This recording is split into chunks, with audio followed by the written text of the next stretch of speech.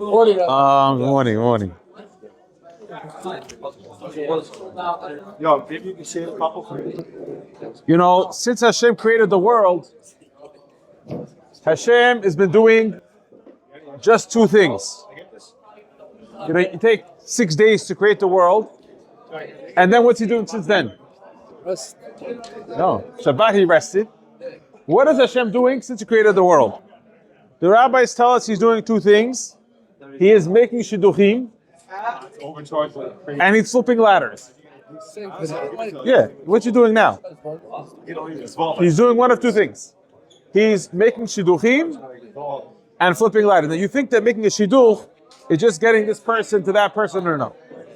The shidduch, when a person gets engaged, what's happening in essence, they make an engagement party, even though there's no kiddushin. So why is there anything spiritual about an engagement party? It's just a party. The engagement party is a celebration that everything that happened from the time that Hashem said, Bat Ploni Leploni, that this guy's daughter is going to marry this and this guy, everything in the world happened in order for that to come to the place where they were willing to get engaged and move forward to getting married. It's crazy how that has to work for this guy, but that has to work for that guy. So it's like 1,000 things just... Yes, everything's happening. It's not just making shidduch. It's the reason why you and your wife will be willing to marry each other is because of all the experiences and the families and the backgrounds and the places. Sometimes we don't understand, why did I have to be here? Why did I have to go there? Why did I have to have this guy and this issue and deal with that? Why did I have to go through all that? The answer is, because otherwise you would not have been willing to get married and to build a home. And that's the reason why we celebrate an engagement party, even though there's no kiddushin. You don't say Hayat Mekudesh Li. So what's special about this moment? The answer is celebration that God's prophecy came true. God said, Ba Ploni Leploni, and this is finally coming to fruition. And that's what we're celebrating.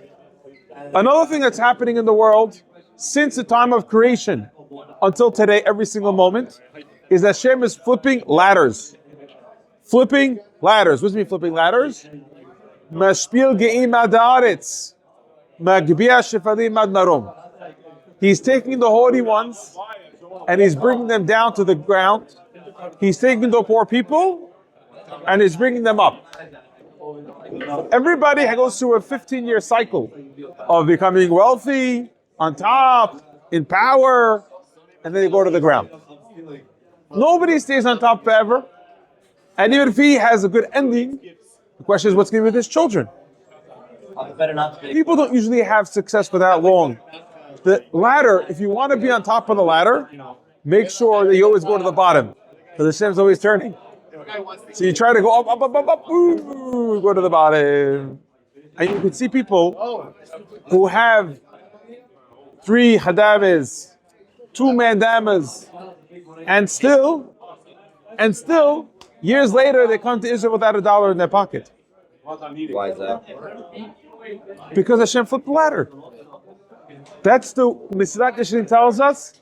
That is set into the motion of the world for the purpose of people becoming humble. Humility will happen when people understand this, that the whole world's on ladders that are flipping. And you want to get to the top of the ladder, go to the bottom. And this is what Hashem is doing all the time. So when the guy doesn't understand, he says, I thought I made it. You don't make anything. What's ever happening is specifically happening for a purpose of your soul, of your tafkid, for you to marry the people you marry, for your kids to marry the people they marry. But it's not about you and your success. That's not the point. We said yesterday about how what happens in the world is that sometimes we think that we know where things are going. We think that we know how things are going to turn out, and we start to anticipate bad things. We start anticipating things that we don't understand how they're going to make sense. And we, according to the past experiences, we think we know what's going to happen going forward. We know that yesterday we spoke about Ahasuerus. He hated the Jews more than Haman. When Haman came to offer the money, he said, I don't need your money. I anyway wanted to kill the Jews. Haman was at Rasha from the beginning. He was at Rasha from the beginning of the story all the way to the end of the story. And in the end, did he allow that his son, he puts Mordechai on top, he allows the Jews to be on top. What did all of a sudden Achashverosh turn things around? The answer is, you know what? Achashverosh, the Revi'ah tells us, the stargazers told him that the one who's going to take over your throne after you is going to be a Jew. And he was nervous that he's going to lose power, and some of the Jewish guys are going to get rid of him. So he hated the Jews. He was afraid of them. But once Esther says that I'm your wife and I'm a Jewess, he says, oh, that's hadith. That means that my son's going to take over. That means I have a continuation of myself. And it all worked out perfectly like this. So that means to say that everything was part of this plan. The part of the plan that we think that we know what's stuck and what's okay and what's good and what's safe. And really what's going on is Hashem is slipping ladders. Hashem's turning things around for us. You see, this is why the holiday of Purim is called Purim. Why is the holiday of Purim called Purim? Why isn't the holiday of Purim called Goral? Goral means a lottery. You know, when the Jews on Yom Kippur, when they had to see about the different types of korbanot, the Kohen Gadol would have two blocks of wood, and one had in it the Shem La Hashem, and one had the name of Azazel. And the name of this type of lottery that the Kohen Gadol would take the little block of wood was called the Goral. Thank you so much. Hashem should bless you. Baruch atah Adonai. Eloheinu melech haolam shehakol nivro. It was called a lottery, a Goral. But what it's called by Haman, when Haman takes the dice, Haman rolls the dice, and what is it called? A Pur. The reason why it's called Purim is because Haman rolled the dice, because there was these dice that he wanted to know what's the best date of the year to kill the Jews, which month, which day of the month. He rolled the dice. The dice is called the Pur. Pur hu hagoral. The Pur, the dice is called Goral. Why does he call the holiday Purim? Called the holiday Goral. You know, my 7th grader asked me this question, my child, the 6th grade. She said, why do you call Purim, call it Goral? The answer is that the difference between the lotto of the Yom Kippur Kohen Gadol was on those pieces of wood, all they had was one word on each block with just one side.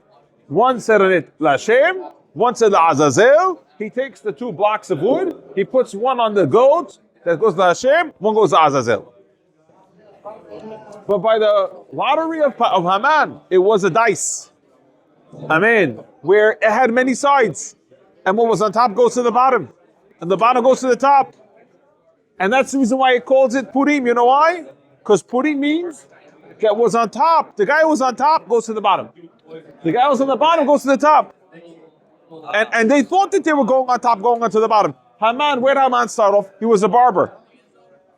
Before he was a barber, he was a general with Mordechai in the army. He was a barber for many years. And that's why when Mordechai was asked, who do you want to give you a haircut? He said, you. He wanted to degrade Haman. He said, that's why I want you to give me a haircut. He said, well, you don't tell me you don't know how to give haircuts now. You're above for many years. Now we know also that Haman was a general together with Mordechai in the army. And Haman was eating up all his food while he was at war, and he ran out of food. He was starving to death. He asked Mordechai, can you give me some food? So Mordechai was another general. He said, I'm not allowed to give you your Amalek, Asur. So he says, but if you're going to become my Eved Kanani, if you sign yourself as an Eved to me, that everything that you own belongs to me, then I'll give you bread. And he signed. He signed on the shoe. And this way Mordechai kept showing his shoe to Haman to remind him that you're my slave. So what happens is here, this guy Haman, who's the bottom, he becomes rich. How does he become rich? We said yesterday, he found the storages of the Beit Kodesh HaKodashim, of the Holy of Holies. He found the storages of the family of Malchut Ben David, of the David HaMelech's family. Yeah. So he has all these wealth that he got from nowhere. And he used the wealth he wanted to destroy the Jews. So Mordechai looks at the bottom. Esther is an orphan girl, and she's now in the house of Ahashverosh. What happened? She turns to the top. And then Ahashverosh, you think that everything's happening, but really he's not the real king. Really, Hamelech, we know, in the whole Megillah is referring to who? Hashem. That's why there's many Megillot. The very Mehudar Megillah is at the top right of every text, of the block of the text, is the word Hamelech.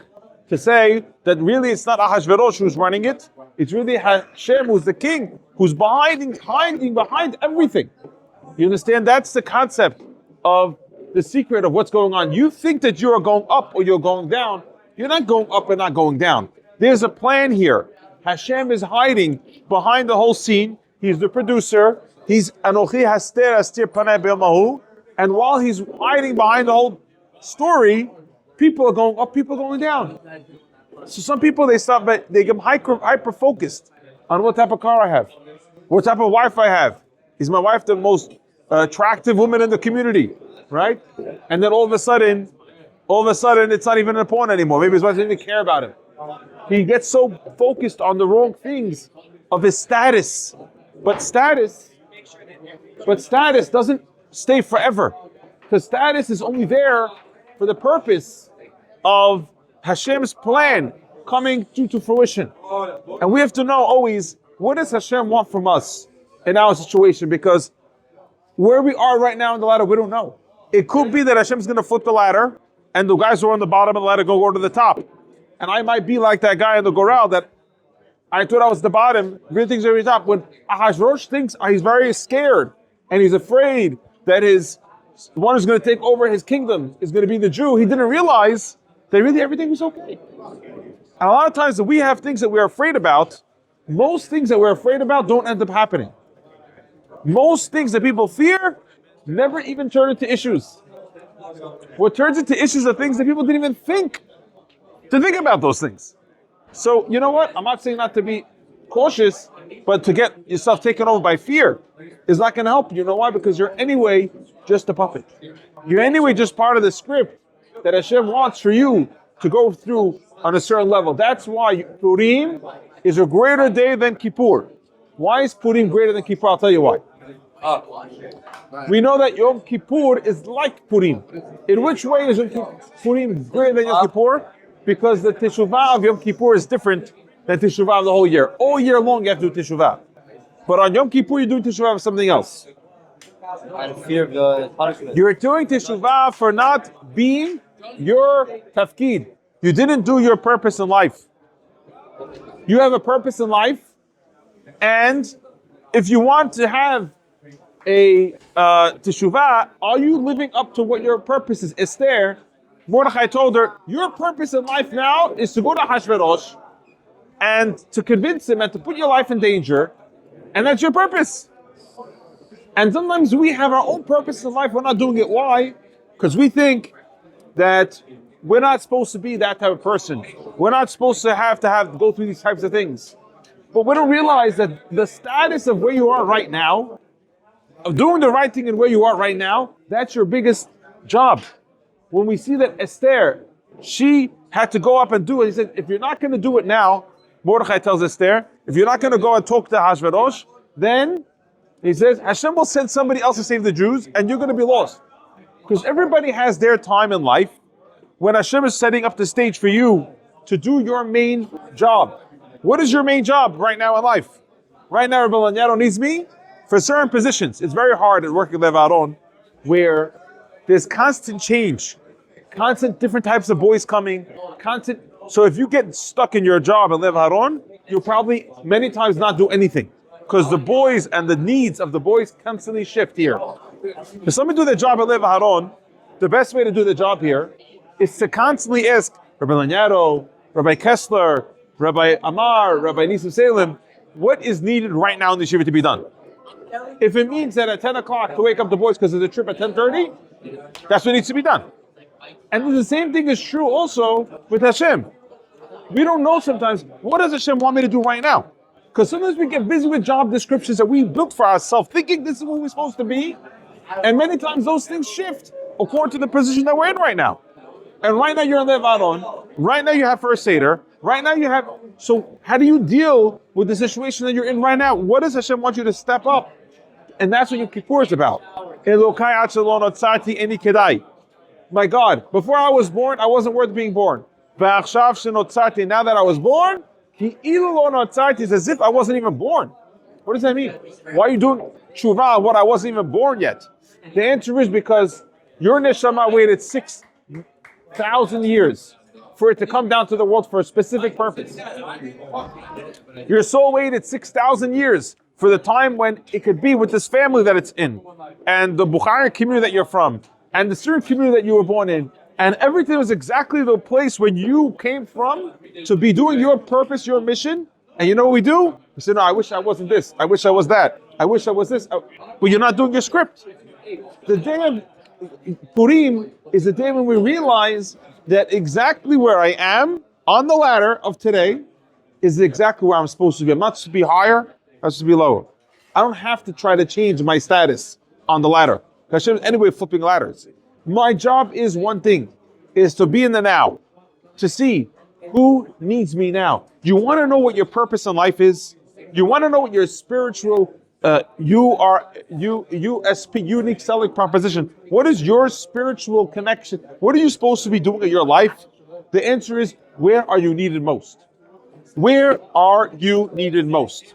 Where can you make the biggest impact? Is who needs you the most? That's a very important question. You just sit through and go through it. It's not a question like that. Right now I'm needed by my wife, take the kid to the park. Right now I'm needed to make these videos. Where am I needed? People go in life where they're not even needed. Where are you needed? Where can you make a difference in your world that you're in? And then you know what's your spiritual purpose. So people don't do that. They don't say where I'm needed because I don't want to be needed in this way. Right now in your yeshiva, you know what you're needed? You're needed to learn. A guy could say, yeah, but I could go back. But right now, till you go back, I'm needed to learn. Why? Because that's what's expected of me. That's what I expect of myself. My children need me to learn. My wife, she needs me to learn now. My future wife, my future children, they need me to become a mentor. That's what my purpose is. So you end up thinking, no, I have to think now, but you're not there now. Don't change your spot on the ladder. When you change, you'll see where you are at the moment. And you'll ask yourself at the moment, what am I needed for? So the teshuvah of Yom Kippur is not as great as the teshuvah Purim, because on Purim we realized that where you thought you were on the ladder, you thought you were on the top, you're really at the bottom. You thought you're on the bottom, you're really on the top. And when we understand this, we understand that we are exactly where we are supposed to be, and we can make a change from exactly this place. That's when your greatest light shines. That's when you can make your greatest impact. Amen.